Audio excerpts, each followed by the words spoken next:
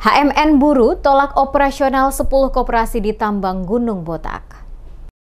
Himpunan Mahasiswa Nurlatu atau HMN Buruh menyatakan penolakan terhadap operasional 10 koperasi yang telah mendapat izin dari pemerintah daerah Maluku untuk beraktivitas di kawasan tambang emas Gunung Botak, Kabupaten Buru. Penolakan tersebut disampaikan langsung oleh perwakilan HMN Buruh, Arto Nurlatu, saat ditemui di Lapangan Merdeka Ambon pada Jumat 23 Mei 2025.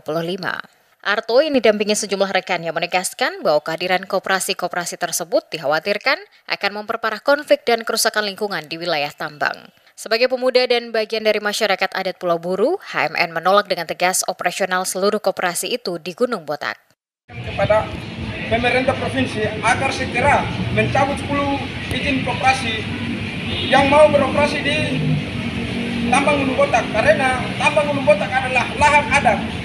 HMN Buruh mendesak Gubernur Maluku Hendrik Lewerisa untuk segera mencabut izin operasional yang telah diberikan, serta mengambil langkah penyelesaian terhadap persoalan tambang yang hingga kini belum menemui titik terang. Mereka juga meminta agar aktivitas penambangan di Gunung Botak dihentikan sementara dan pengelolaannya diserahkan kepada masyarakat adat setempat dengan mekanisme yang lebih berkeadilan dan berkelanjutan.